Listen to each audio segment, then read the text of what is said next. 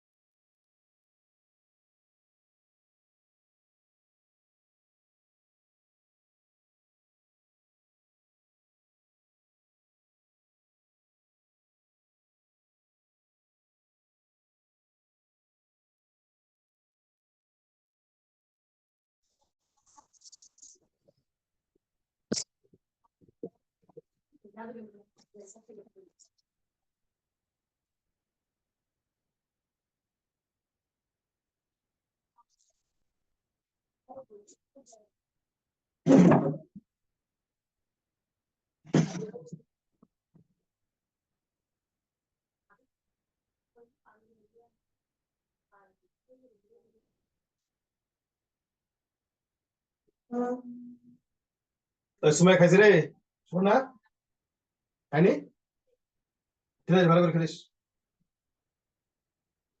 তোদের 2 মিনিট আবার বুঝলি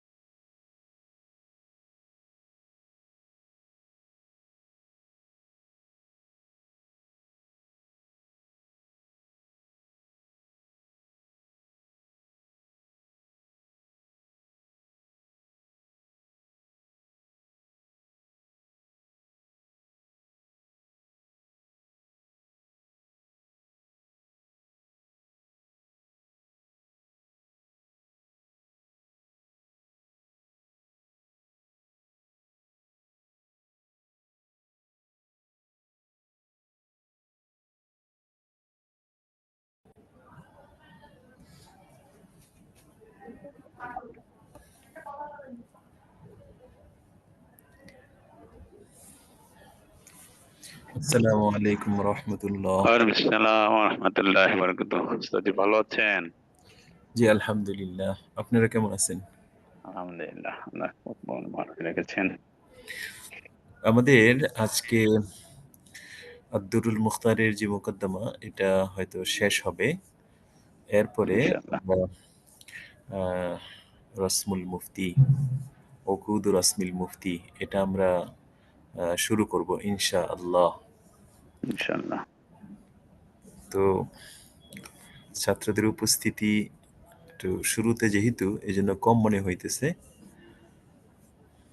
তো ইনশাল্লাহ আমরা আশা করব যে অচিরেই সবাই জয়েন করবেন। ইনশাআল্লাহ। জি, আমাদের কিতাবটা আমরা একটু খুলি। আজকে আমাদের সবক কোন জায়গা থেকে হবে আমরা একটু দেখে নিতে পারি।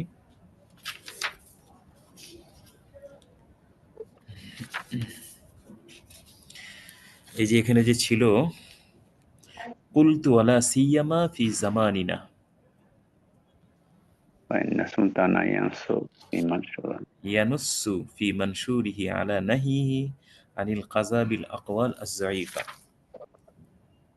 উস্তাদি وأن الخلاف خاص بالقاضي المجتهد وأما المقلد فلا ينفذ قضاؤه بخلاف مذهبه أصلا كما في القنية।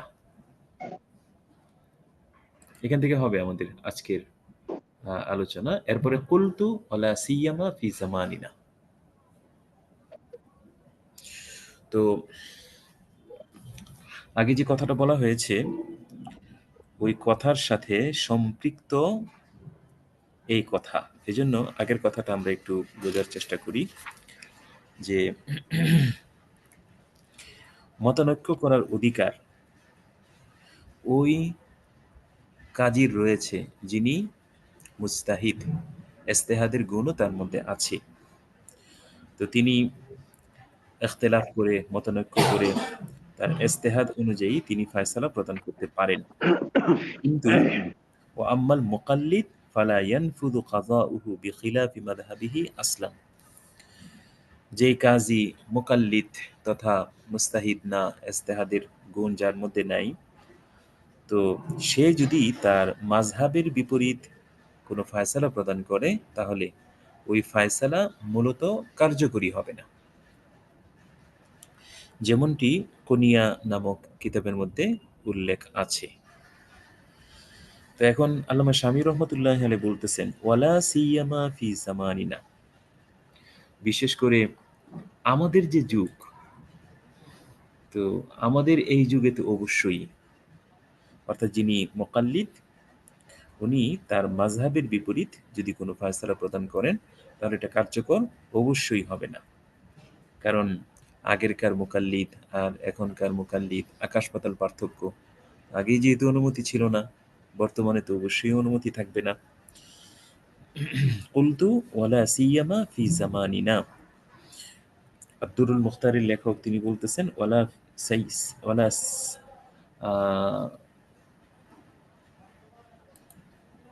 সিয়ামা ওয়ালা সিয়ামা ফি জামানিনা, বিশেষ করে আমাদের যে যুগ এই যুগে তো অবশ্যই।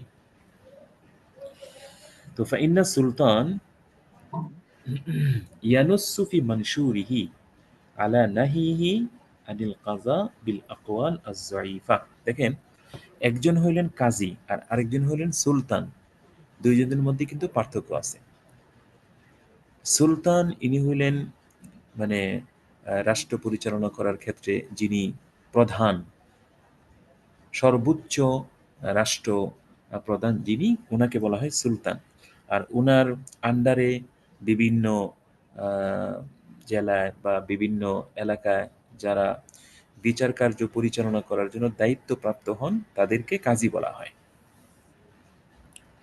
তো এখন বলা হইতেছে যে ফাইন্না সুলতান, কেননা যিনি সর্বোচ্চ আহ, যে বিচারক, সর্বোচ্চ মানের যিনি বিচারক, অর্থাৎ যিনি বিচার প্রধান, দেশের সর্বোচ্চ মানে নেতা, তো উনি ইয়ানুসু ফি মানশুরিহি, তিনি তার রেজুলেশনে অথবা তার যে রেজিস্টার খাতা, ওই রেজিস্টার খাতার মধ্যে, অর্থাৎ যেটাকে আমরা ওই সংবিধান বলতে পারি, এই সংবিধানের মধ্যে তিনি স্পষ্টভাবে এটা উল্লেখ করে দেন কি, যে আলা নাহিহি আনিল কাজা বিল আকওয়াল আজ-জাইফা, যে দুর্বল বক্তব্যের উপর ভিত্তি করে বিচার করা যাবে না বা বিচার করতে নিষেধ করার উপর তিনি সুস্পষ্টভাবে উল্লেখ করে দেন যে সুলতান তিনি তার যে সংবিধান খাতা বা রেজুলেশন, সেখানে সুস্পষ্টভাবে তিনি এই কথাটা উল্লেখ করে দেন যে আলা নাহিহি, মানে এই নিষেধ করে দেন বা তিনি বারণ করে দেন আনিল কাজা বিল আকওয়াল আজ-জাইফা, যে দুর্বল বক্তব্যের উপর ভিত্তি করে বিচার কার্য সম্পাদন করতে তিনি নিষেধ করে দেন। এই ব্যাপারে তার রেজলিউশনের মধ্যে স্পষ্টভাবে এই বিষয়টা তিনি উল্লেখ করে রাখেন। তো যেহেতু সুলতান যিনি সর্বোচ্চ যিনি নেতা, উনি যেহেতু তার রেজলিউশনে এই বিষয়টা উল্লেখ করে থাকেন, সুতরাং তার আন্ডারে যারা কাজ করে তারা অবশ্যই তো এই মতের উপরে তারা আমল করবে।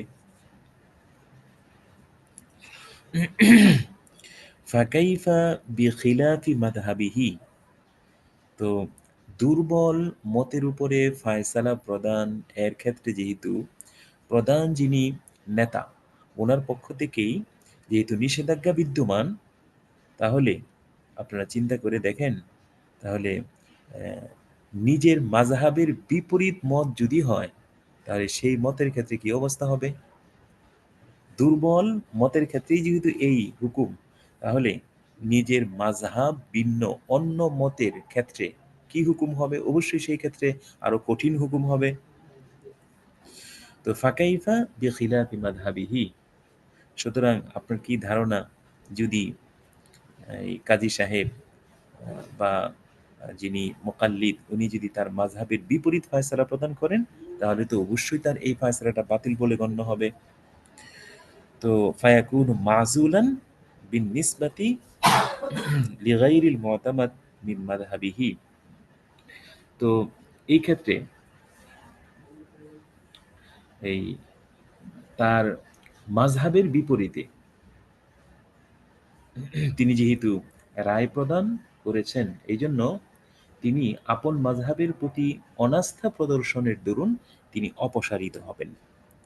ফায়াকুনু মাযুলান, তিনি অপসারিত হবেন, মানে ওনার যে এই কাজার যে দায়িত্ব, এই দায়িত্ব থেকে তিনি অপসারিত হবেন বিন নিসবাতি, এই নিসবতে বা এই কারণে যে লিগাইরিল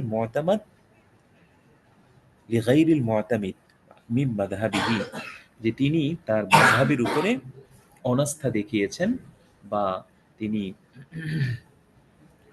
ওই আস্থা রাখতে পারেননি।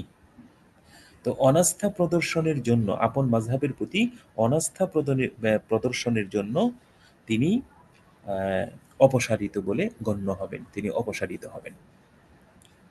ফালা ইয়ানফুযু কাযাউহু ফীহি, সুতরাং এই ক্ষেত্রে তার যে রায়, তার যে সিদ্ধান্ত, এটা কার্যকর হবে না।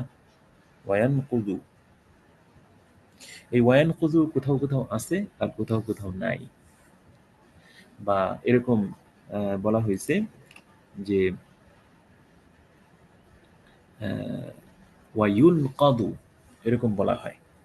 তো ফালা ইয়ানফুযু কাযাউহু ফীহি, সুতরাং এই ক্ষেত্রে মানে কি, যে তার মাযহাবের বিপরীত যে তিনি ফতোয়া দিতেছেন, সুতরাং তার এই ফতোয়াটা এটা কার্যকর হবে না, এটা একটা বিষয়। আর হলো ওয়ায়ুনকাযু, এবং তার এই ফতোয়াটা নিক্ষেপ করা হবে বা এটা ছুঁড়ে ফেলা হবে বা ছিঁড়ে ফেলা হবে, অর্থাৎ তার এই ফতোয়াটা তো বাতিল, সুতরাং এটা তো নাফেজ হবেই না। ওয়ায়ুনকাদু, কোথাও কোথাও এটা নাই, তো ওয়ায়ুনকাদু, এই ফতোয়াটাকে ছিঁড়ে ফেলা হবে। কামা বুসিতা ফি কাযাইল ফাতহি ওয়াল বাহরি ওয়ান নাহরি ওয়া গায়রিহা, যেমনটি বিস্তারিতভাবে উল্লেখ আছে ফতুল কাদির, বাহরুর রায়েক, আন-নাহরুল ফায়েক এবং অন্যান্য কিতাবের কাজা অধ্যায়ে, অন্যান্য কিতাবের এই কিতাবুল কাজা, এই কিতাবুল কাজায় এই বিষয়টা স্পষ্টভাবে বিস্তারিতভাবে উল্লেখ আছে। কালাতুল বুরহান, বুরহান নামক কিতাবের মধ্যে এই বিষয়টা উল্লেখ করা হয় কি, যে হাদা সরিহুল হক আল্লাযী ইউআদ্দু আলাইহি বিন নওয়াজিস, যে এটি সেই স্পষ্ট সত্য বিষয়, এটি সেই স্পষ্ট সত্য বিষয়, ইউআদ্দু আলাইহি বিন নওয়াজিস, যা দৃঢ়ভাবে আঁকড়ে ধরা উচিত, যা দৃঢ়ভাবে আঁকড়ে ধরা উচিত। অর্থাৎ আগে যে বিষয়টা এখানে উল্লেখ করা হয়েছে, এই বিষয়টা সম্পর্কে এখানে উল্লেখ করা হইল যে এটা সেই স্পষ্ট সত্য বিষয় যা দৃঢ়ভাবে আঁকড়ে ধরা উচিত। এখন আরেকটা বিষয় এখানে বলা হইতেছে যে নাম আমরুল আমির মাতা সাদাফা ফসলান মুজতাহিদান ফিহি নাফাদা আমরুহু। এখন বলা হইতেছে যে নেতার আমর, নেতার নির্দেশ, বা ওই যে কাজী সাহেবের যে নির্দেশ, এটা যদি এমন বিষয়ে হয়, তো এমন বিষয়ে যদি হয় যেটা ফসলান মুজতাহাদান ফিহি, তো নাম অর্থ আমরুল আমির, এই আমিরের যে নির্দেশ বা কাজীর যে নির্দেশ, এটা মাতা সাদাফা ফসলান মুজতাহাদান ফিহি, যদি এটা মিলিত হয় এমন বিষয়ের ক্ষেত্রে বা এমন বিষয়ের সাথে যেটা ইজতিহাদ নির্ভর, গবেষণা নির্ভর, তো তার নির্দেশনাটা যদি এমন বিষয়ের সাথে সংশ্লিষ্ট হয় যেটা গবেষণা নির্ভর, তাহলে নাফাদা আমরুহু, তাহলে সেই ক্ষেত্রে তার নির্দেশনা এটা কার্যকর হবে।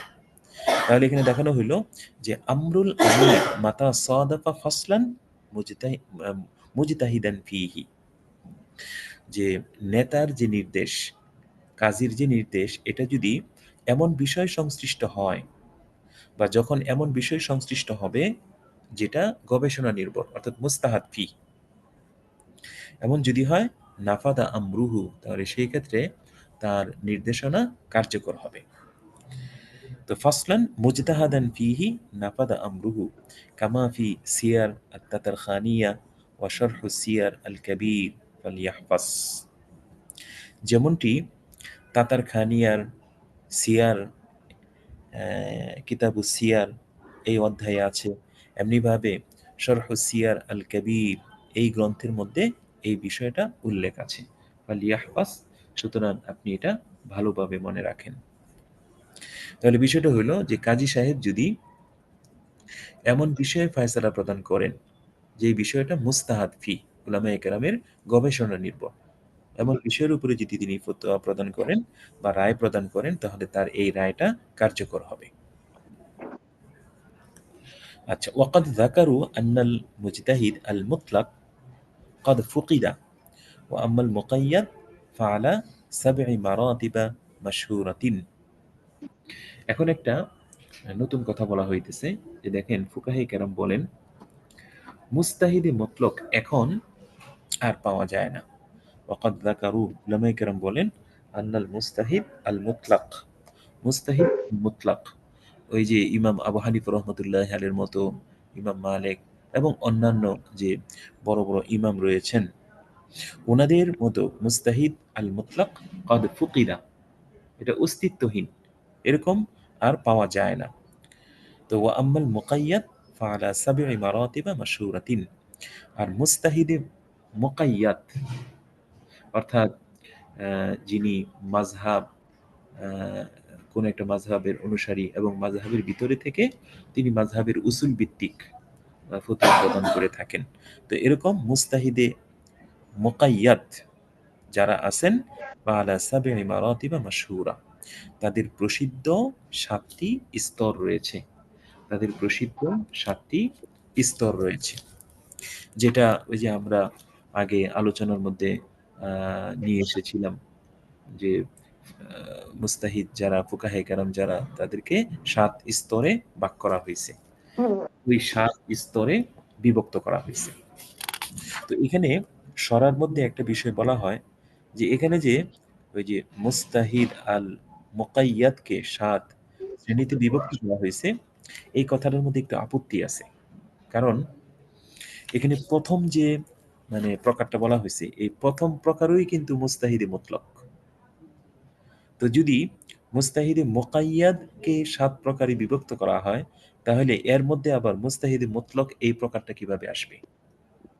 আরেকটা হইল যে 7টা স্তর যে উল্লেখ করা হয়েছে, এখানে কিন্তু সর্বশেষ যাদের কথা উল্লেখ করা হয়েছে ওনারা কিন্তু মানে মুস্তাহিদের পর্যায়ে পড়ে না, তারা সাধারণ মানুষ। তাহলে এই প্রকারটা এই মুস্তাহিদে মুকাইয়াদের প্রকারের মধ্যে কিভাবে আসলো? এইভাবে শারিহীনগণ এই কথার উপরে আপত্তি উত্থাপন করেছেন। এই জন্য সবচেয়ে উত্তম ছিল এইভাবে বলা যে মুজতাহিদ 7 ভাগে বিভক্ত, মুস্তাহিদিনদের স্তর 7 ভাগে বিভক্ত, এটা বললে সবচেয়ে সুন্দর হইত।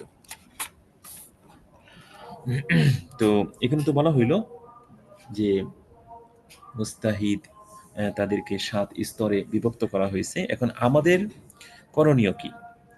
আমাদের করণীয় হইল ওয়া আম্মা নাহনু ফাআলাইনা ইত্তিবাউ মা রাজ্জাহুহু ওয়া মা সাহহাহুহু কামা লাউ আফতাউ ফি হায়াতিহিম। এখন আমাদের করণীয় হইল যে আমরা ফাআলাইনা আমাদের উপর আবশ্যক হইল, ওয়া আম্মা নাহনু ফাআলাইনা আমাদের উপর আবশ্যক হইল ইত্তিবাউ মা, তো ওই জিনিসের অনুসরণ করা যেটাকে এই মুজতাহিদিনগণ প্রাধান্য দিয়েছেন এবং সহি বলেছেন। তো ওই মত এবং পথকে অনুসরণ করা, অনুকরণ করা, এটা আমাদের উপরে আবশ্যক। কামালাউ আফতাউ ফি হায়াতিহিম, যেরকম ওনারা যদি ওনাদের জীবদ্দশায় ফতোয়া প্রদান করতেন, তাহলে ওই ফতোয়াটা যেরকম ভাবে আমাদের কাছে গৃহীত হইতো, এমনি ভাবে ওনারা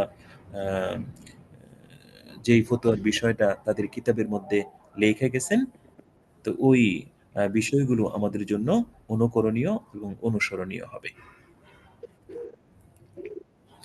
তো এই জন্য এই আমাদের উচিত এই যে ফুকাহে কেরাম যারা আছেন ওনাদের মানে স্তর জানা।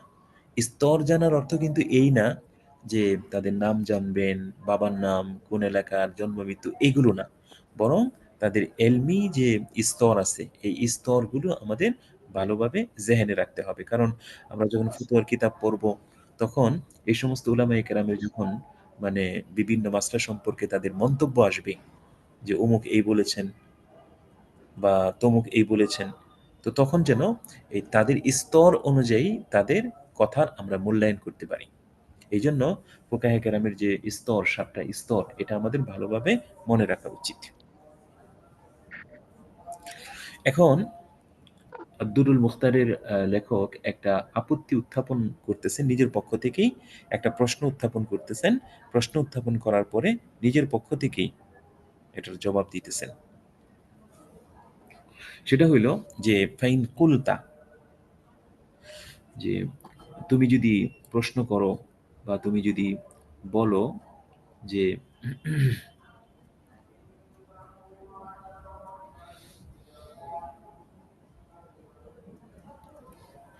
যে قد يحكون أقوالا بلا ترجيح قد يحكون أقوالا بلا ترجيح, যে আগে বলা হইল তাদের অনুসরণ করা, তাদের অনুসরণ আমরা কেমনে করব? কারণ তারা তো তাদের কিতাবের মধ্যে এমন অনেক কৌল নকল করেন যেটা প্রাধান্যযোগ্য না, অথবা তারজি ছাড়া, প্রাধান্য দেওয়া ছাড়া তারা তাদের কিতাবের মধ্যে অনেক কৌল নকল করেন। তো যেহেতু তারজি ছাড়া, প্রাধান্য দেওয়া ছাড়া ওনারা ওনাদের কিতাবের মধ্যে বিভিন্ন মত উল্লেখ করেন, নকল করেন। ওয়াকাদ ইয়াখতালিফুনা ফিস সহিহ, এমনি ভাবে ওনারা অনেকগুলো মতের মধ্যে সহি মত কোনটি এই ব্যাপারে ওনারা দ্বিমত পোষণ করেন। তো সুতরাং আমরা তাদের কথা কিভাবে মানতে পারি, তাদেরকে কিভাবে অনুসরণ করতে পারি?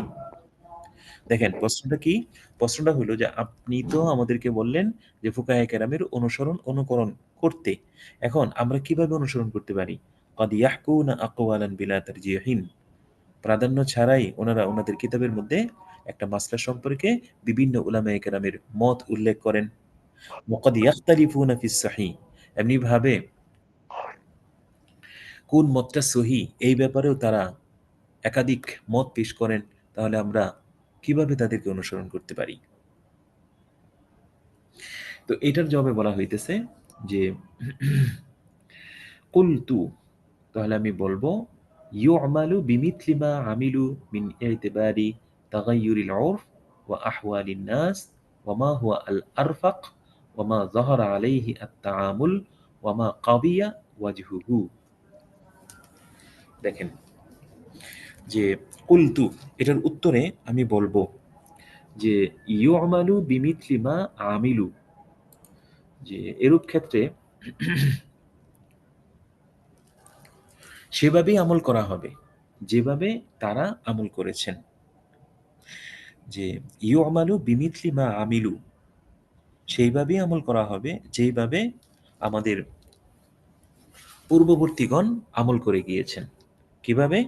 যে মিন ইতিবারি তাগায়্যুরিল উরফ ওয়া আহওয়ালিন নাস, যে সমাজ ও মানুষ এর অবস্থা পরিবর্তনের দিক থেকে, মিন ইতিবারি তাগায়্যুরিল উরফ ও আহওয়ালিন নাস, মানুষের অবস্থা এবং সমাজ পরিবর্তনের দিক থেকে ওনারা যেভাবে আমল করেছেন সেভাবে আমল করব। অর্থাৎ কোন মতটা ওই এই বর্তমান যুগের সাথে সবচেয়ে বেশি সামঞ্জস্যশীল বা সবচেয়ে বেশি উপযুক্ত, এই বিষয়গুলো চিন্তা ফিকির করে মানুষের অবস্থা এবং এই সমাজ পরিবর্তনের দিক থেকে বিবেচনা করে একটা মতের উপরে আমল করা হবে। ওয়ামা হুয়াল আওফাক, এবং একাধিক মত যদি থাকে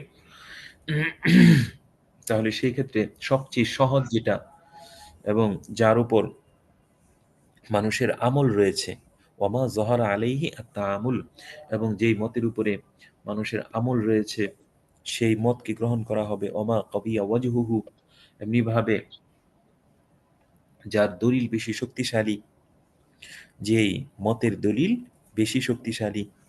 তাহলে একটা জিনিস বলা হইল যে মানুষের অবস্থা এবং যুগ পরিবর্তনের কারণে, সমাজ পরিবর্তনের কারণে, সমাজ পরিবর্তনের দিক থেকে আমাদের পূর্ববর্তীগণ যেভাবে আমল করেছেন আমরাও সেভাবে আমল করব। অর্থাৎ যেটা ওই মানুষের যুগের সাথে সামঞ্জস্যশীল এবং উপযোগী সেটার উপর আমল করব। ওমা হুয়াল আওফাক, এবং যেটা সবচেয়ে সহজ, এবং ওমা জহরা আলাইহি আত-তাআমুল, এবং যেই মতের উপরে মানুষের আমল প্রকাশিত হয়েছে। ওমা কাবিয়া ওয়াজহুহু, এবং যেই মতের দলিল সবচেয়ে শক্তিশালী, তো সেই মতের উপরে আমরা আমল করব। তো এখন বলা হইতেছে যে এমন মানুষ কি পাওয়া যাবে যারা এরকম মানে একটাকে আরেকটার উপরে তারজি দিবে? এমন মানুষ কি পাওয়া যাবে? ফালা ইয়াখলু আল উজুদ ওয়ালা ইয়াখলু আল উজুদ আম্মাই ইউমাইয়িজু হাদা হাকিকাতান লা জান্নান ওয়ালা ইয়াখলু আল উজুদ। এখানে বলা হইতেছে যে প্রতিটি যুগ এমন মানুষ শূন্য হবে না। ওয়ালা ইয়াখলু আল উজুদ আম্মান, প্রতিটি যুগ এমন মানুষের অস্তিত্ব শূন্য হবে না। ইউমাইয়িজু হাদা হাকিকাতান, যিনি প্রকৃতভাবেই তা আলাদা করবেন। ইউমাইয়িজু হাদা হাকিকাতান, যিনি প্রকৃতভাবেই, যার উপর আমল এই মতটাকে তিনি অন্যান্য মত থেকে আলাদা করবেন, এমন ব্যক্তির অস্তিত্ব থেকে কোনো যুগ শূন্য হবে না, খালি হবে না। লা জান্নান, ধারণার বশীভূত হয়ে নয়, ধারণার বশবর্তী হয়ে নয়। অর্থাৎ তিনি যে ওই একাধিক মত থেকে যেটার উপরে আমল করা হবে ওই মতটাকে যে তিনি আলাদা করবেন, এটা আসলেই প্রকৃতিগতভাবে আলাদা করবেন এবং যেটা সত্য সেটাকেই। এরকম না যে ধারণার বশবর্তী হয়ে তিনি এই একটা মতকে অন্যান্য মতের তুলনায় তারজীহ দিবেন বা আলাদা করবেন, এমন না। এমনিভাবে وعلى من لم يميز أن يرجع لمن يميز لبراءة ذمته এমনিভাবে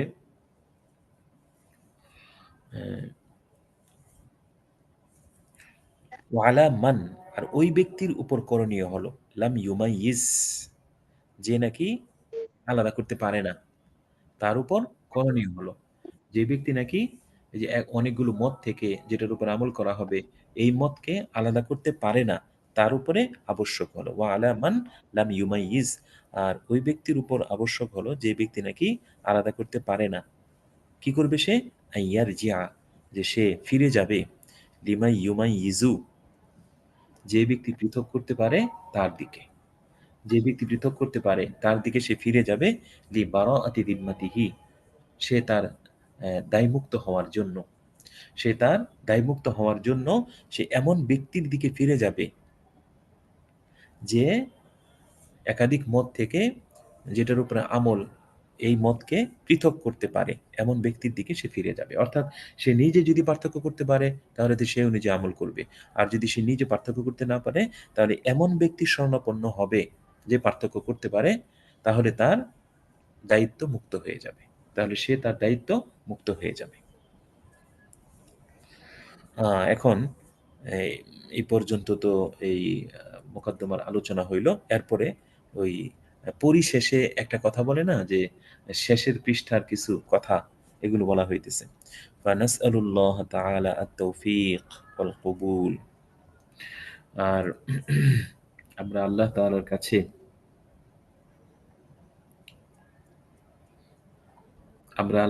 কাছে তৌফিক এবং কবুলের প্রার্থনা করি, তৌফিক এবং কবুলের প্রার্থনা করি বিজাহির রসুল সাল্লাল্লাহু আলাইহি ওয়াসাল্লাম, নবী করিম সাল্লাল্লাহু আলাইহি ওয়াসাল্লাম এর মর্যাদার উসিলায়, বিজাহির রসুল, রসুল সাল্লাল্লাহু আলাইহি ওয়াসাল্লাম এর মর্যাদার উসিলায় আমরা তৌফিক এবং কবুলের প্রার্থনা করি আল্লাহ তাআলার কাছে। কাইফালা, আমরা তার কাছে কবুলিয়তের প্রার্থনা কেনই বা করব না, আমরা তার কাছে কবুলিয়তের প্রার্থনা কেনই বা করব না। ওয়াকাদ ইয়াসসারাল্লাহু তাআলা ইবতিদাআ তাবয়ীজিহি ফির রাউজাতিল মাহরুসা, অথচ আল্লাহ তাআলা এই গ্রন্থটি ইয়াসসারাল্লাহু তাআলা, আল্লাহ তাআলা সহজ করে দিয়েছেন, ইবতিদাআ তাবয়ীজিহি, এই কিতাব লেখার সূচনাকে সহজ করে দিয়েছেন, ফির রাউজাতিল মাহরুসা, সংরক্ষিত রওজায়, মানে সংরক্ষিত রওজার পাশে এই কিতাব লেখার সূচনাকে আল্লাহ তাআলা সহজ করে দিয়েছেন। আচ্ছা, এমনিভাবে আর কোথায়? ওয়াল বুকআ আল মা'নুসা, এবং ঘনিষ্ঠ ভূমিতে বা আত্মা পরিতৃপ্ত হয় এমন ভূমিতে, ওয়াল বুকআ আল মা'নুসা, মানে আত্মা পরিতৃপ্ত হয় এমন ভূমিতে, অর্থাৎ মদিনা শরীফ, রাসূলের রওজা মোবারকের পাশে এই কিতাব লেখার সূচনাকে আল্লাহ তাআলা সহজ করে দিয়েছেন। তো যেই আল্লাহ এই কিতাব লেখার সূচনাকে সহজ করে দিয়েছেন, তিনি সমাপ্তকেও সহজ করে দিবেন। আচ্ছা, এরপরে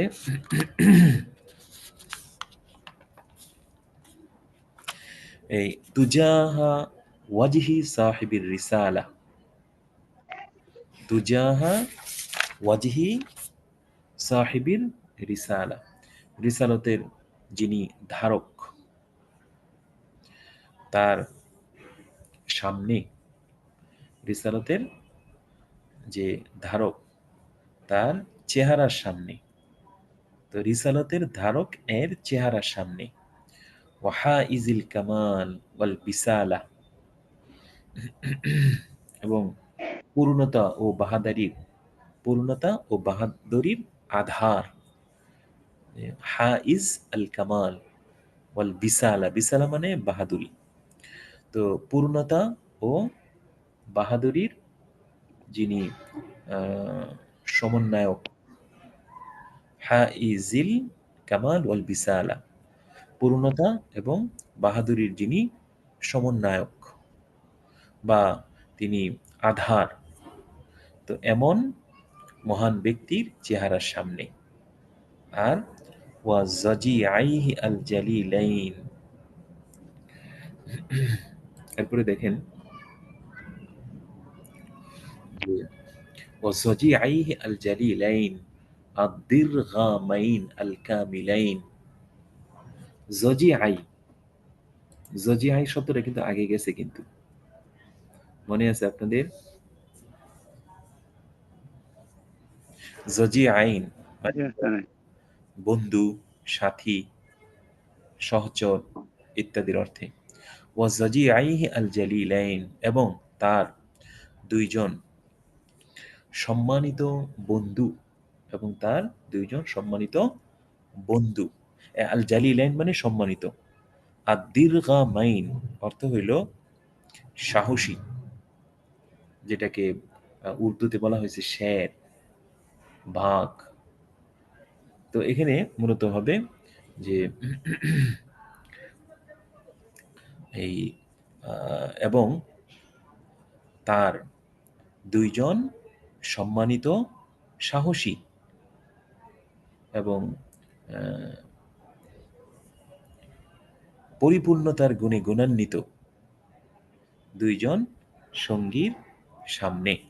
ওয়া জাজিআইহি, তার দুইজন সঙ্গীর সামনে। আল জালিলাইন, যারা অত্যন্ত সম্মানিত। আর দীর্ঘামাইন, অত্যন্ত সাহসী। আল কামিলাইন, এবং পরিপূর্ণতার গুণে গুণান্বিত। রাজিয়াল্লাহু আনহুমা, তাদের প্রতি আল্লাহ তাআলা সন্তুষ্ট হয়ে যান। তাহলে রাসূলের রওজার সামনে যদি মানে বসে লেখা হয়, তাহলে স্বাভাবিকভাবে এটা রাসূলের চেহারার সামনেও হয়, আবার হযরত আবু বকর সিদ্দিক এবং হযরত উমর রাদিয়াল্লাহু আনহু তাদের চেহারার সামনেও হয়। ওয়া আন সাইরিস সাহাবা আজমাইন, এবং সকল সাহাবায়ে কেরামের প্রতি আল্লাহ তাআলা রাজি ও সন্তুষ্ট হয়ে যান। ওয়া ওয়ালিদাইনা, এবং আমাদের যে পিতামাতা তাদের প্রতিও আল্লাহ তাআলা সন্তুষ্ট হয়ে যান।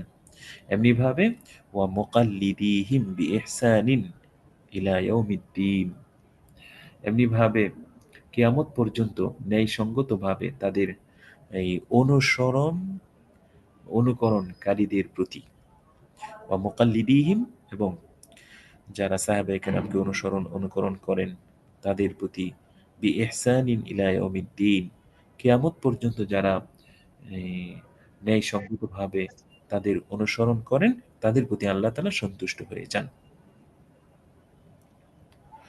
আচ্ছা, তুম্মা তুজাহাল কাবা আশ-শরীফা তাহতাল মিজাব ওয়া ফিল হাতিমি ওয়াল মাকাম। তো এক তো হইল যে রাসূল করিম সাল্লাল্লাহু আলাইহি ওয়াসাল্লাম এর চেহারার সামনে, আরেকটা হইল হযরত আবু বকর সিদ্দিক এবং উমর রাদিয়াল্লাহু আনহু তাদের সামনে। এমনিভাবে তুম্মা অতঃপর, মানে এই ওখানেও লেখা হয়েছে এমনিভাবে, মানে ওই কাবা শরীফের আশেপাশে ওখানেও লেখা হয়েছে তুম্মা তুজাহাল কাবা আশ-শরীফা, অতঃপর কাবা শরীফের সামনে, তাহতাল মিজাব, মিজাবের নিচে, যেখানে বৃষ্টি হইলে ওই যেখান থেকে ওই বাইতুল্লাহ শরীফের উপর থেকে পানি পড়ে, এটাকে মিজাব বলা হয়। তাহতাল মিজাব, মিজাবের নিচে। ওয়াফিল হাতিম ওয়াল মাকাম, এমনিভাবে হাতিমে কাবা, কাবা চত্বর, এই কাবা চত্বর, ওয়াল মাকাম, এবং মাকামে ইব্রাহিম, ইব্রাহিম আলাইহিস সালাতু ওয়াস সালাম এর ওই যে পা রাখার যে জায়গা, এটার পাশে। তো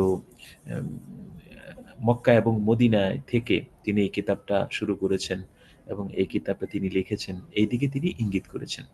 আল্লাহু আল মুয়াসসিরু লিত-তামাম, আর আল্লাহ তাআলাই তিনি পূর্ণতার জন্য তৌফিক দাতা। আল্লাহু আল মুয়াসসিরু লিত-তামাম, আল্লাহ তাআলা তিনি পূর্ণতার জন্য তৌফিক দাতা। তো এখানে আল মুয়াসসির এটার অর্থ যদি হয় তৌফিক দাতা, তাহলে সেই ক্ষেত্রে এই শব্দটা কেবলমাত্র আল্লাহর জন্যই ব্যবহৃত হতে পারে, অন্য কারোর জন্য ব্যবহৃত হবে না। আর যদি মুয়াসসির শব্দের অর্থ হয় সহজকারী, এই লুগাতের দৃষ্টিকোণ থেকে যে কারোর জন্য ব্যবহার করা যায়। কিন্তু আল মুওয়াফফিক অর্থে যদি ব্যবহৃত হয়, তখন এটা একমাত্র আল্লাহর জন্যই ব্যবহৃত হবে, অন্য কারোর জন্য ব্যবহার করা যাবে না। জি, তাহলে আমরা আজকে এ পর্যন্ত ওই আদ-দুরুল মুখতারের যে মোকদ্দমাটা, এটা আমরা পড়লাম। তো এখানে শেষ হইল। এরপরে আমরা এই উকুদ রাসমিল মুফতি এটা শুরু করব ইনশাআল্লাহ। আপনারা আছেন তো? ইনশাআল্লাহ। এ ওস্তাদ জি। জি ওস্তাদ জি। জি ইনশাআল্লাহ। জি। তো এখন আমরা ওই উকুদ রাসমিল মুফতি এটা আমরা খুলতে পারি।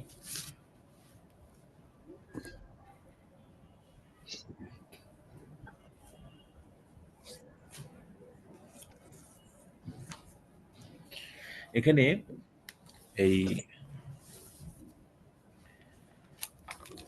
আমাদের এখানে দুইটা কিতাব আছে। একটা হইল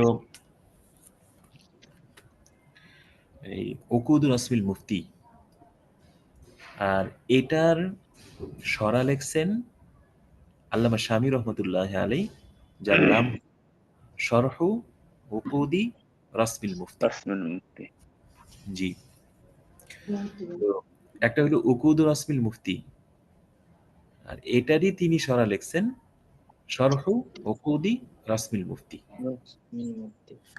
তাহলে আমরা আজকে এখান থেকে শরহু উকুদি রাসমিল মুফতি এই কিতাবটা আমরা পড়াবো এবং আমরা পড়বো।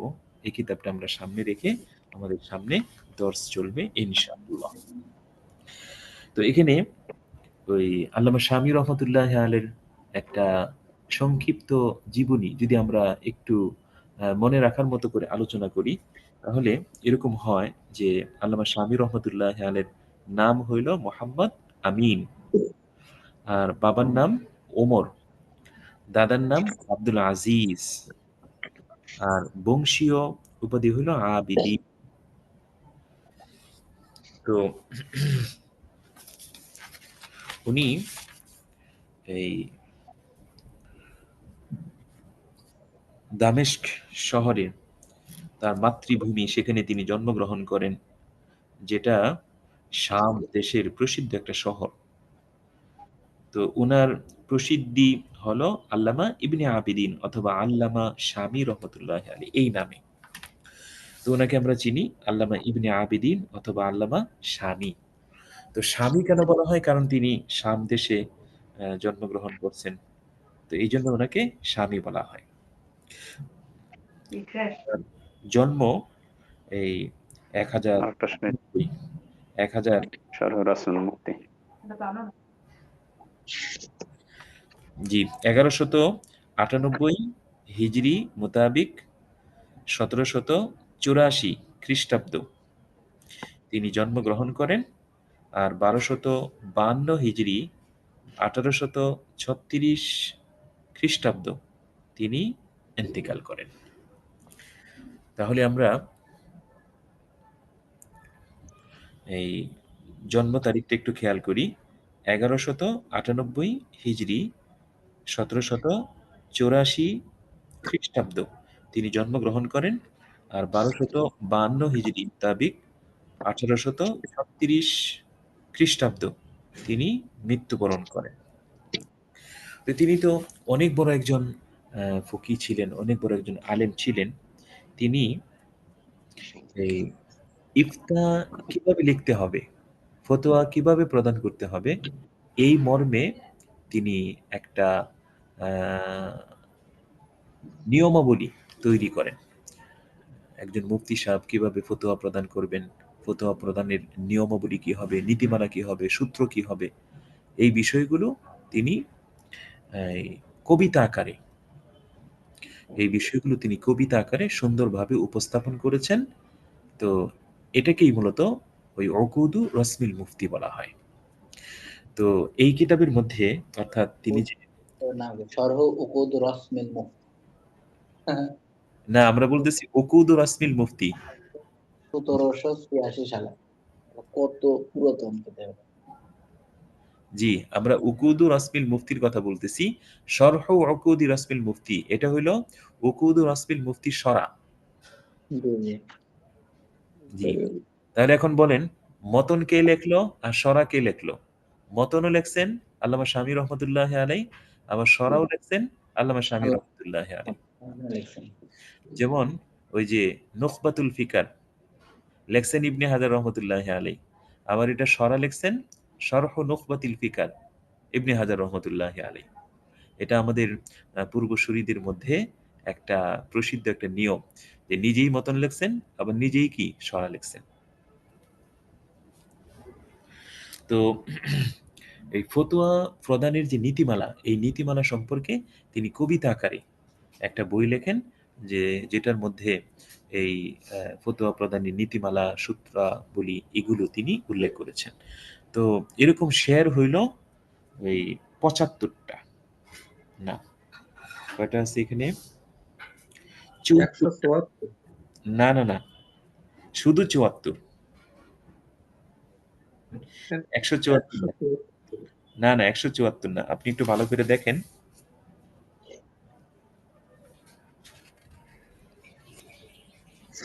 আচ্ছা, আমি শেষে দেখি তো কয়টা আছে। শেষে ১৭৪ হবে হয়তো, না ১৭৪ না তো, শুধু ৭৪টা। আচ্ছা শুনেন, ভালো করে শুনেন, কয়টা বলেন তো? আমাদের হুজুর অনুবাদ মুফতি তাফাজ্জল হক, জি, এটা ভুল লেখা আছে, 174টি আছে। জি এটা ভুল লেখা আছে। জি ওস্তাদ, জি, হবে কত বলেন তো? 74টি। শুধু ৭৪টি। জি, তো ওইখানে ওই এটা ভুলটা হয়েছে, একটা ওই যে উর্দু একটা সরা আছে, এই সরার মধ্যে এই ৭৪-এর পরে আশআর লেখা। আপনাদের কাছে মানে এই সরাটা আছে কিনা? আপ ফতোয়া কেসে দে, আপ ফতোয়া কেসে দে, এটা আল্লামা শামী রহমতুল্লাহ আলের শরহে উকুদি রসমিল মুফতি, এটার উর্দু সরা লেখছেন মুফতি সাইদ আহমদ পালনপুরি সাহ। এই কিতাবটা কি আপনাদের কাছে আছে? জি না ওস্তাদ জি। জি, এই কিতাবটা যদি আপনাদের কাছে থাকে তাহলে এই কিতাবটা আপনারা মোতালা করতে পারেন, অথবা যদি না থাকে সংগ্রহ করতে পারেন। তো এখানে ওই লেখা আছে যে এই কিতাবের মধ্যে ৭৪টা আশআর, হায়। তো এখানে ৭৪-এর পরে আশআর আলিফ লিখছে, তো এই আলিফটাকে উনি একটা সংখ্যা ধরে নিছেন, যার ফলে উনি ১৭৪টা বলছেন, কিন্তু আসলে হবে মাত্র ৭৪টা। হ্যাঁ, আপনাদের কিতাবের মধ্যেই আপনারা ওই শেয়ারগুলো গুনে দেখে ফেলতে পারেন, ওইখানে মাত্র ৭৪টা শেয়ার আছে। তাহলে কয়টা শেয়ার আছে? 74টি। জি, ৭৪টি শেয়ার। তাহলে আল্লামা শামী রহমতুল্লাহ আলাই তিনি এই ফতোয়া প্রদানের যে নিয়মাবলী কবিতা আকারে তিনি লেখছেন, তো এটাকে উকুদুর রসমিল মুফতি বলা হয়। আর এই কিতাবের মধ্যে ৭৪টি কবিতা রয়েছে। আচ্ছা, আর এটা তো আমরা জানি যে এই ইকদুন এর জমা হলো উকুদুন, যেটার অর্থ হইল গলার হার। আর এখানে উদ্দেশ্য হইল এই কবিতা, এখানে হার উদ্দেশ্য না, বরং এখানে উদ্দেশ্য হলো কবিতা।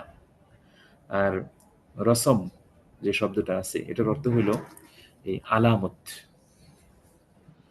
তাহলে এটার মানে আহ, পারিভাষিক অর্থ হবে এরকম, আল আলামা আল্লাতি তাদুল্লু আল মুফতি আলামা ইউফতি বিহি, ওই সমস্ত আলামত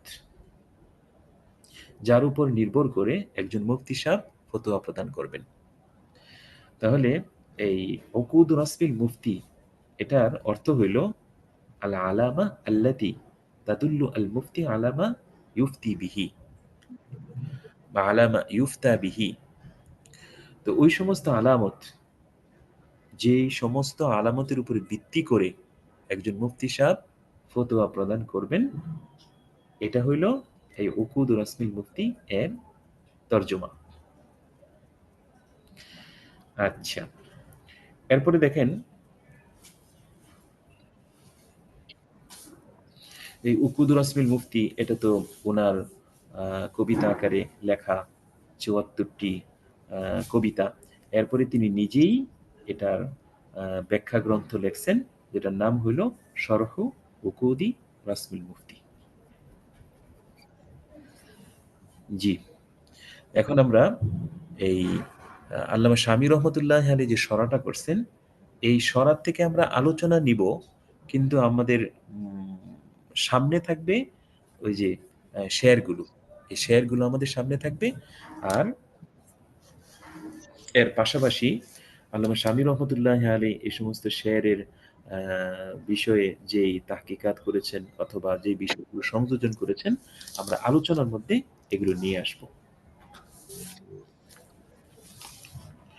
আচ্ছা, তাহলে আমরা বলতে পারি বিসমিল ইলাহি শারিউল আহকাম মা হামদিহি আবদাউ ফি নিজামি। দেখেন, বিসমিল ইলাহি শারিউল আহকাম মা হামদিহি আবদাউ ফি নিজামি। এর অর্থ হইল যে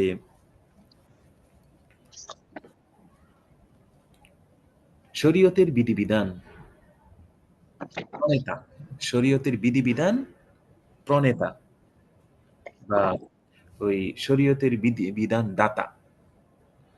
তো শরীয়তের বিধিবিধান প্রণেতা আল্লাহর নামে, শরীয়তের বিধিবিধান প্রণেতা আল্লাহর নামে শুরু করছি। তো বিসমিল ইলাহি শারিউল আহকাম, শরীয়তের বিধিবিধান প্রণেতা বা দাতা আল্লাহর নামে শুরু করছি। মা হামদিহি আবদাউ ফি নিজামি। মা হামদিহি, এর অর্থ হইল যে তার গুণকীর্তন করে, তার গুণকীর্তন করে বা তার গুণকীর্তন সহ বা তার প্রশংসা সহ আবদাউ, আমি শুরু করছি, ফি নিজামি, আমার কবিতা। তো মা হামদিহি, তার গুণকীর্তন সহ, আবদাউ, আমি শুরু করছি, ফি নিজামি, আমার কবিতা। তো তার গুণকীর্তন সহ, তার প্রশংসা সহ আমি আমার কবিতা আরম্ভ করছি।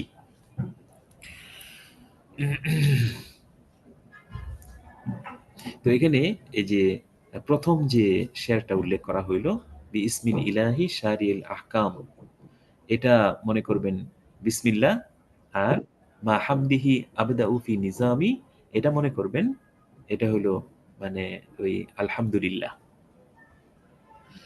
তুম্মা আসসালাতু ওয়াসসালামু সারমাদা আলা নাবিয়্যিন ক্বাদ আতানা বিল হুদা।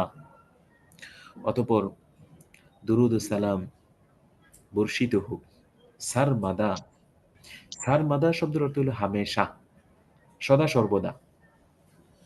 সারমাদা শব্দের অর্থ হলো সদা সর্বদা।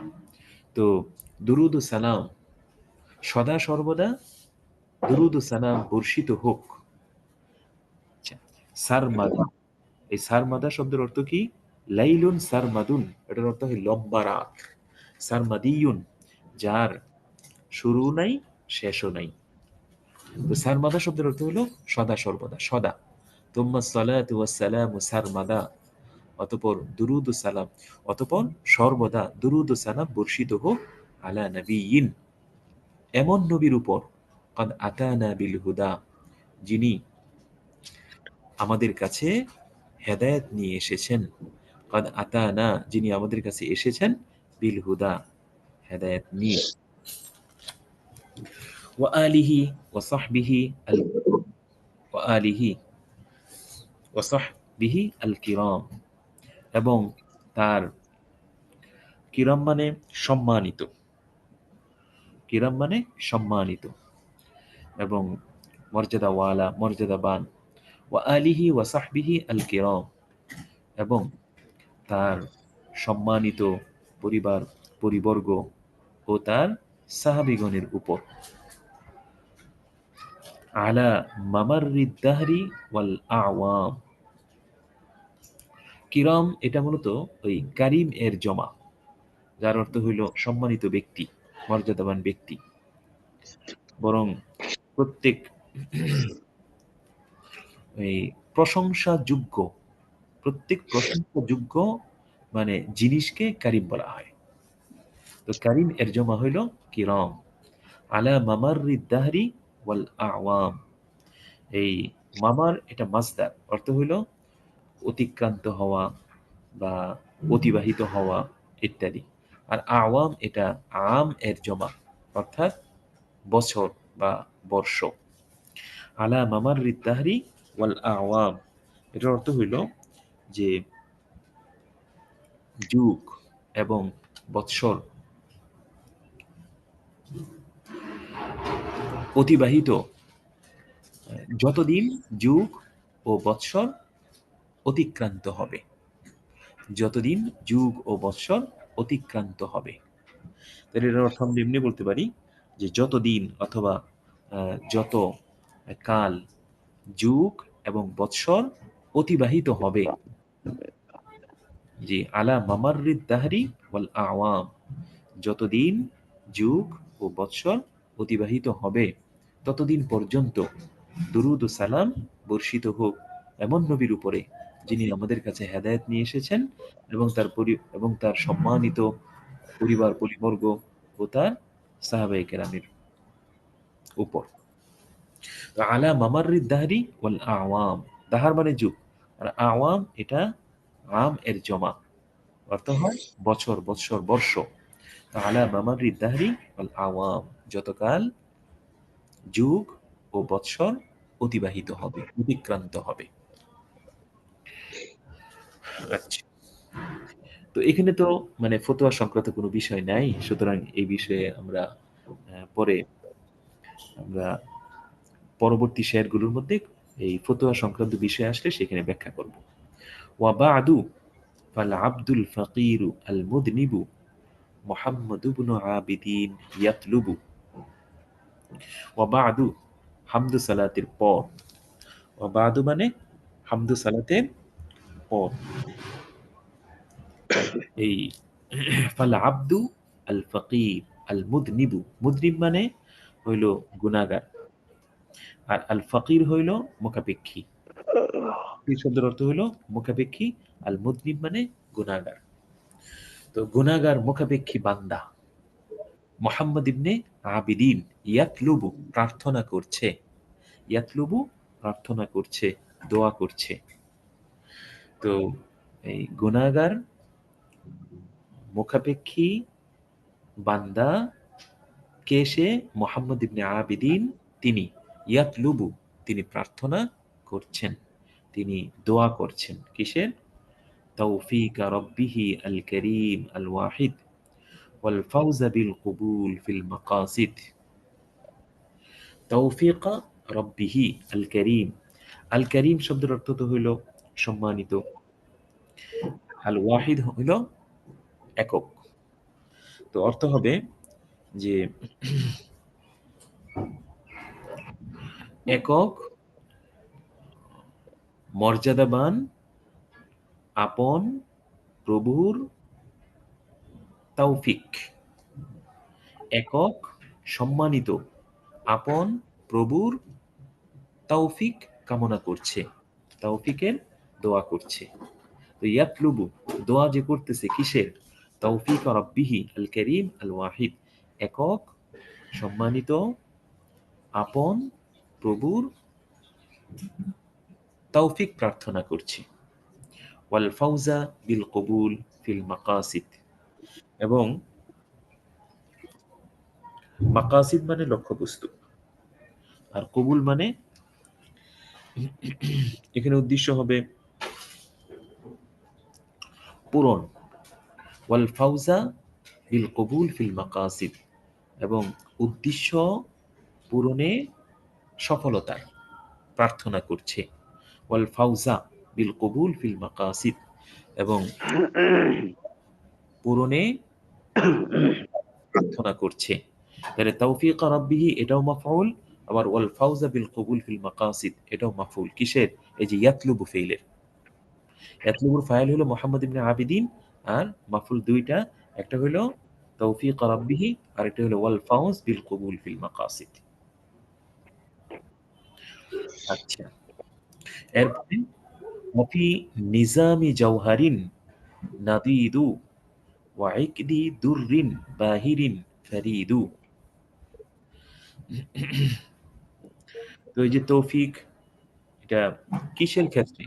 ওয়াফি নিজামি জাওহারিন নাদিদু। জাওহার শব্দের অর্থ হইল মতি, আর নাদিদ শব্দের অর্থ হইল মুরাত্তাব, অর্থাৎ বিন্যস্ত, সাজানো। তো ফি নিজামি জাওহারিন নাদিদু, বিন্যস্ত বিন্যস্ত মতির বিন্যস্ত মতির গাঁথুনিতে। নিজাম শব্দের অর্থ এখানে ওই যে তসবির যে দানা একটার পর একটা গাঁথা হয়, তো সেই গাঁথার অর্থে ব্যবহৃত হবে। অফি নিজামি জাওহারিন নাদিদু। তো জাওহার শব্দের অর্থ হলো মতি, আর নাদিদ শব্দের অর্থ হলো মোরাত্তাব, অর্থাৎ সুবিন্যস্ত। সুবিন্যস্ত মতির গাঁথনিতে আল্লাহর তৌফিক কামনা করছি। ওফি নিজামি জাওহারিন নাদিদু, সুবিন্যস্ত মুক্তার গাঁথনিতে, মানে যে কথাগুলো উনি বলবেন এগুলোকে তিনি সুবিন্যস্ত মতির সঙ্গে তুলনা করতেছেন। ওফি নিজামি জাওহারিন নাদিদু, সুবিন্যস্ত মতির গাঁথনিতে আল্লাহর তৌফিক কামনা করতেছি। ওয়াইকদি দুররিন বাহিরিন ফারিদু। বাহির শব্দের অর্থ হইল এই সর্বোৎকৃষ্ট। বাহির শব্দের অর্থ হইল সর্বোৎকৃষ্ট। আর ফরিদ শব্দের অর্থ হইল এই মহামূল্যবান। ফরিদের জমা আসে ফারাইদ, ফরিদের জমা আসে ফারাইদ, মহামূল্যবান। আর দুররিন মানে তো হইল মুক্তা, আর আইক্ত মানে হইল হার। তাহলে অর্থ কি হবে? এটার অর্থ হবে যে ওয়াইকতি দুররিন বাহিরিন ফারিদু। ফারিদ মানে মহামূল্যবান, মহামূল্যবান সর্বোৎকৃষ্ট, মহামূল্যবান সর্বোৎকৃষ্ট মতির হার, কি বলে এটাকে, বোনাতে। তাহলে ওয়াইকদি দুররিন বাহিরিন ফারিদু।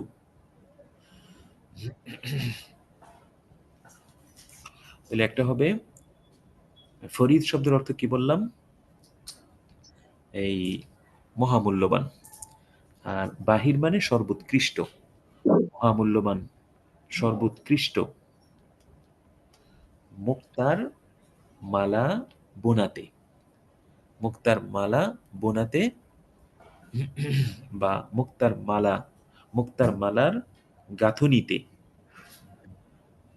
আমরা আল্লাহ তাআলার তৌফিক প্রার্থনা করছি।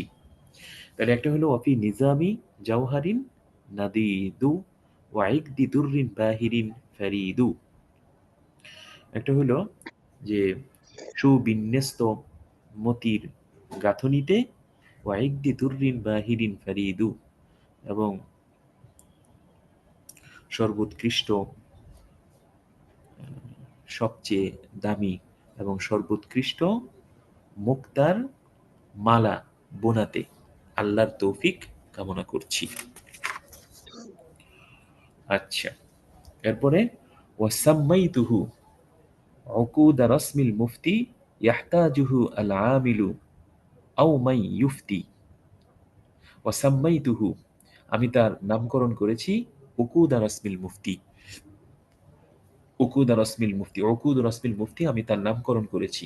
ইয়াহতাজুহু আল আমিলু আও মাই ইউফতি, এর মোকাবিক্ষি হবে আমলকারী অথবা যিনি ফতোয়া প্রদানকারী। তো ইয়াহতাজুহু, এই কিতাবের মুখাপেক্ষী হবেন আল আমিলু, যিনি আমলকারী, আও মাই ইউফতি, অথবা সে যে ফতোয়া প্রদানকারী। বাস, তাহলে আজকে এই পর্যন্তই। আমরা এই উকুদ রাসমিল মুফতি এটা শুরু করলাম। ইনশাআল্লাহ আমরা আস্তে আস্তে এটাও শেষ করব ইনশাআল্লাহ, যদি আপনারা আমাদের সাথে থাকেন। জি উস্তাদ। ইনশাআল্লাহ। আসসালামু আলাইকুম উস্তাদ জি। ওয়ালাইকুম সালাম, জি বলেন। এই আমাদের কাছে যে সরাটা আছে, হুম, অনুবাদ মুফতি তাফাজ্জল হক সাহেবের, জি। এটা দেখলাম ওই 177 পৃষ্ঠায় উস্তাদ জি 75টি মোট দেখা যাচ্ছে 75 শেরের।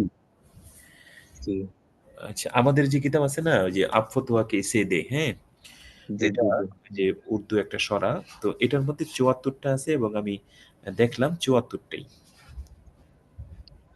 75টা হইলে একটা গণনার মধ্যে হয়তো এদিক সেদিক হতে পারে। সিরিয়াল নাম্বার দিছে এরা। যে আমাদের কিতাবে সিরিয়াল নাম্বার আছে। 177 পৃষ্ঠায় উস্তাদ জি, এটা এই লেখছে দেখা যাচ্ছে। না, আমাদের কাছে ওটা ইয়া না, আমাদের কাছে ওই যে জি জি আফতোয়া কে সে দে এটা আছে। তো তো এটা জি জি দেখলাম জি। ওয়াতাম্মা মা নাযামতুহু ফি সিলকিন আলহামদুলিল্লাহি খিতামু মিসকিন, এখানে ওই যে 74 নাম্বারটা দেওয়া আছে। এরপরে অন্য, সূচিপত্র এটা জি না, যেটা মাহমুদ থেকে প্রকাশিত হয়েছে বাংলা, জি যার অনুবাদ মুফতি তোফাজ্জল হক, জি। ওটা আপনার সূচিপত্র মানে 175 পৃষ্ঠা পর্যন্ত দেখায় আর কি, 76 পৃষ্ঠা পর্যন্ত। আচ্ছা, এখন উনি মনে করছে যে আপনার শেয়ার 176টাই মনে করছে আর কি। না না না, শেয়ার হলো আপনি ভালো করে দেখেন, ওখানে আপনি শেরের সংখ্যা দেওয়া আছে শুধু 75টি। ওই পৃষ্ঠার কথা বলতেছিলাম, 177 পৃষ্ঠায় 75 নম্বর পর্যন্ত শের আছে। 75। যে ভাইজান কথা বললো ওই ভাইজান দেখুক ওই পৃষ্ঠাটা, তাহলেই তো বুঝতে পারবে ওখানে আছে কিনা। কোন কিতাবের এটা বলেন, কোন কিতাবের? এটা উস্তাদ জি প্রকাশনা মাহমুদিয়া লাইব্রেরি। না, ওইটা এটা তো বলতেছি শুধু না। শুধু 75 ওস্তাদ, শুধু 75। না, ওইটা ঠিক না। আমাদের কিতাবে যেটা আছে এটা করবেন, 74টা আছে, বুঝছেন? 74টা। জি। না, এখানে আছে তাই বলতেছিলাম উস্তাদ জি, জি অন্য জি। কিছু না। আচ্ছা আচ্ছা, আপনি ঠিক আছে। যেটা বলবেন সেটাই। জি, তো তো ঠিক উস্তাদ জি আছে। এদেরকে বলে এই যে ভুলটা, জি এটা তো আজকালকার কিতাব নাই, জি হয়ে আসছে। তা আমরা নয় এই বছর করলাম, ওই যে শুরুতে যেটা ভুলটা করছে যে 174টা লেখছে শুরুতে, জি। এগুলা কি সংশোধন করান যায় না উস্তাদ জি? এটা কে লিখছে এটা তো আমার লাগাতার চলতেই থাকবে চলতেই থাকবে এটা। জি, মাহমুদিয়া লাইব্রেরি এখানে আছে। যাত্রাবাড়িতে আছে। জি এদেরকে বলে এলা সংশোধন করলে পরবর্তীতে হয়তো আর জি জি, ভুলগুলা থাকতো না। ইনশাআল্লাহ ইনশাআল্লাহ। তো ঠিক আছে, আজকে এই পর্যন্তই। জি, আসসালামু জি আলাইকুম উস্তাদ জি। ওস্তাদ জি, আমার একটা কোশ্চেন ছিল। জি জি, বলেন। আমি একটা সমাধান মানে করার জন্য ফতুয়ার কিতাব প্লাস নেট যখন আপনাদের ইউটিউবে দেখি আর কি সমাধান কেউ দিছে জি বলেন। কিনা। তো এখন আমি যে সমস্যাটা ফিল করছি, আপনার